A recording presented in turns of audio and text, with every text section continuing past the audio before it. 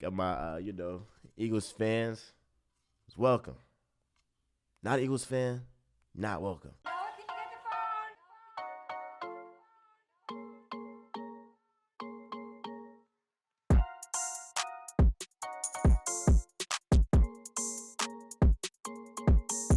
What's good, Joe? What's good, Real Talk Squad? This is Miles, and you're listening to Real Talk with Miles Johnson, where you know I always keep it real. Yesterday, I was going through a whirlwind of emotions. I mean, you had the Phillies, my Phillies hat here. It was at they had a World Series game, but what was also going on? It was Thursday night football, and my Eagles. You see all the paraphernalia right here. I'm a real diehard fan. And so the Eagles, they started out, with a bang. Matter of fact, it was actually a nip and tuck game up to halftime, and then the Eagles ended up pulling away in the second half. But the Eagles took care of business, and then for the rest of the night, I was literally like, biting my nails. I was real nervous about these Phillies, seeing if they was going to end up getting the W, and that like they just missed it and just lost the game. But it was still a great game, a Phillies game, and to have the Phillies and the Eagles play on the same day, the Eagles being the first A&O team in NFL history or in their team history, and the Phillies, still having a chance to win the World Series. I would have loved if the Phillies ended up winning, but we still can come back to Houston. Got to win in Houston, and we got to win again in Houston. It would have been nice to, have the World Series be won at Citizens Bank Park in Philly, but nonetheless, it was a whirlwind of emotions with the Eagles winning and then the Phillies losing. And we're like a heartbreaker right there. But we'll first start off with the good, and that's with the Philadelphia Eagles. So the A&O Eagles will up to Thursday night. They were 7-0, and they were up against the 1-1-5 Houston Texans, a team that has one win and one tie. Now, games like these, teams tend to dumb down to their competition. So like you might end up playing a really good team the week before, 2 weeks before, and then you play a pretty sorry team and you dumb down to the level. So in the first half, there was some mistakes, a turnover that let the Texans get in this game and make it a game up until the second half, right? So kudos to the Texans because yes, they only have one win, one draw, but they made Thursday night football entertaining for a little bit. You had them thinking, could the Texans pull off this upset? You had us thinking that for a little bit, right? But nonetheless, Jalen Hurts, this guy, it was never in the plan. It was never in the plan for Jalen Hurts to be the starting quarterback for the Philadelphia Eagles. If you think that Harry Roseman, when he drafted Jalen Hurts in the second round, the thought in mind was not to have him replace Carson Wentz. It was just an insurance policy because we all knew Carson Wentz was going to get injured again. And in fact, he did get injured. And what did Jalen Hurts do when given the opportunity to start? He maximized his opportunity. And that's all what life is, really. It's talking about maximizing the opportunities that are in front of you.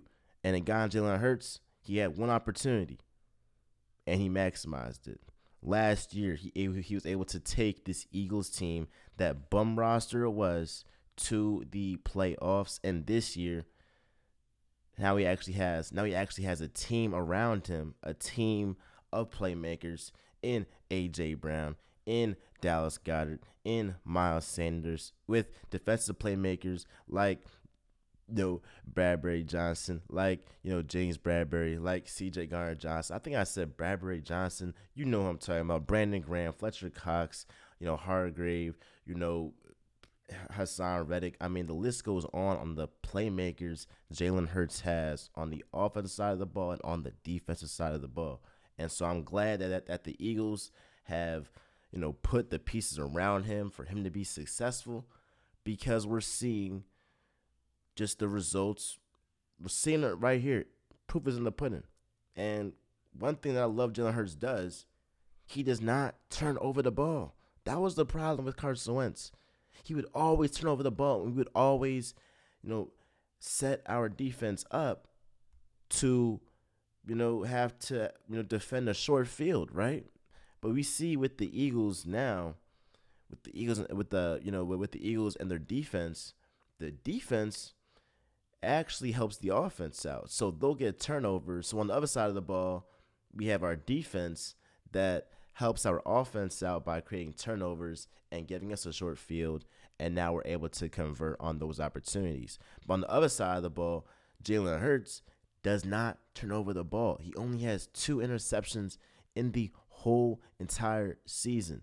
And with 18 passing touchdowns and rushing touchdowns combined. So Jalen Hurts is the MVP of this league. The Eagles being 8-0 just further prove that. And so when you talk about, MVPs of the league, the pecking order. The pecking order starts with Jalen Hurts. Everybody else is under him. But the way that he's leading this group, the way that the guys believe in him as their leader, believe in him as their starting QB, you feel it from not only the offense, but you feel it from the defense too.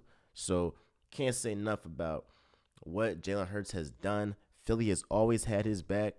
Hurts is an example of why it's not that hard to play in Philly. All you got to do is improve every year. If you improve every year, you will be loved in Philly. And Jalen Hurts, year in and year out, he's gotten better at passing the football. Now you can't say, okay, we're just gonna, take away the run, and now we're able to defend Jalen Hurts because he'll throw a back shoulder to A.J. Brown, and that'll be a touchdown. Or in this game, he barely ran the ball. He ran the ball 9 times. Now last week he ran the ball less than 5 times, right? So, and he was still able to get the W and threw 3 touchdown passes. I believe might have been 4, or at least definitely 3 to A.J. Brown. But that connection that he has with A.J. Brown, I mean, we felt it from day one when they was super hyped to see each other for practice, or for training camp and all that. They got that connection. And so I'll give Howie Roseman this credit because he traded for A.J. Brown, not only because A.J. Brown is one of the best wide receivers in this league, but he traded him specifically because he knew the relationship that A.J. Brown and Jalen Hurts had.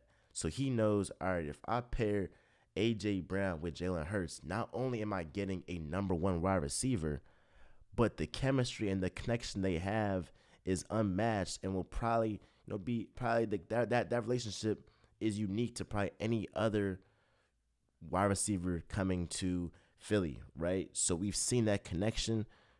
A.J. Brown is having one hell of a season. He's on track to have the best season as an Eagles wide receiver ever, right? So that connection that A.J. Brown and Jalen Hurts have, it's unmatched. Talk about Dallas Goedert, right? This is a guy that he was the successor to Zach Ertz. Zach Ertz, helped us win a Super Bowl, beloved in Philly, a great tight end when he was here.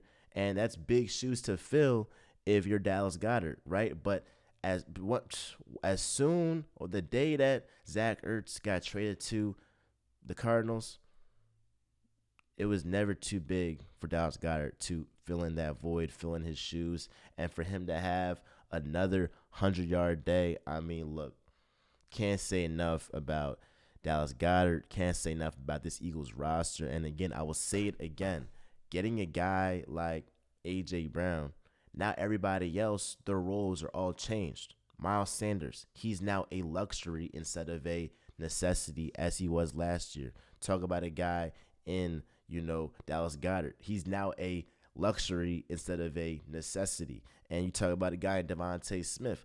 we won this game, and Devontae Smith had 22 receiving yards. Now, I was on record saying that he would have over 50 receiving yards. Well, guess what? That didn't matter. We didn't need that.